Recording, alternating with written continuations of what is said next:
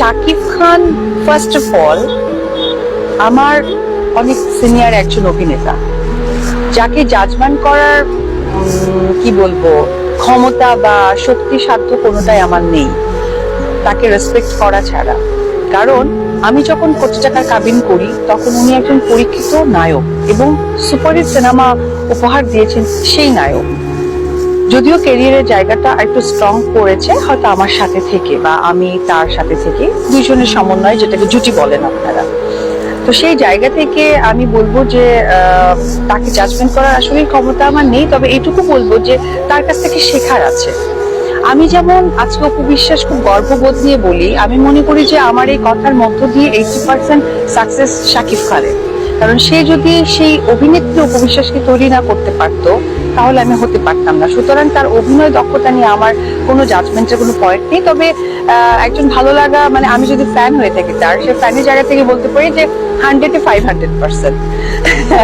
আর যদি সহশিল্পী হিসেবে বলতে চাই তাহলে বলবো যে আসলে তার ভালোর দিক মানে কোনটা বলবো আর কোনটা বলবো না সেই অবস্থানটা নেই। কারণ আমি দেখেছি, আমি না যারাই যে নায়িকারা বা যে শিল্পীরাই তার সাথে নতুন কাজ করেছে তারা আমার এই কথার সাথে একদম রিলেট করতে পারবে।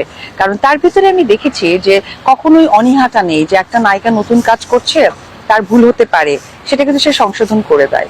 বা তার জায়গা থেকে হয়তো বা 100% অভিনয় অ্যাক্টিংটা স্কিলটা ম্যাচ করাতে পারলো না, কারণ সে তো অনেক বড় মাপের একজন অভিনেতা, সে স্কিলটাকে ম্যাচ করানো সে মানে চেষ্টা করে।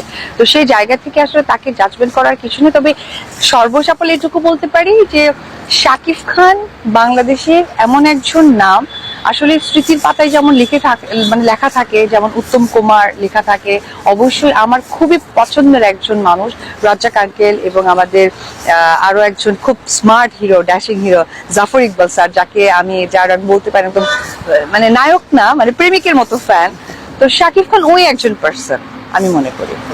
আমি এক বাক্যেই বলতে চাই ভাইয়া, সেটা হচ্ছে শাকিব খান একজন অভিনেতা হিসেবে অন স্ক্রিনে তাকে নিয়ে ভালো মন্তব্য করার কোনো মানে কি বলে ক্ষমতা, রাইটস যেটাই বলেন না কেন একদমই নাই। কারণ শাকিব খান হচ্ছে ব্যক্তি জীবন, ওটা আলাদা ব্যাপার, ওটা আমি এই মুহূর্তে আমি বলতেও চাই না, আমি আনতেও চাই না। বাট একজন শাকিব খানের নাম নিয়ে স্ক্রিনে বলার আগে আমার মনে হয় যে মানুষ পানি খায় না 5 বার, আমার মনে হয় 50 বার পানি খেয়ে কথা বলা উচিত। কারণ উনি যে পরিমাণের একজন নায়ক, যে পাওয়ারফুল একজন আর্টিস্ট, যে কিনা 2 বছর ঘরে বসে থাকার পরেও সে আর্টিস্ট ফলাও করে, সারা জীবন কাজ করেও যারা হয়তো বা আর্টিস্টের জায়গাটা তুলনা করতে পারে না।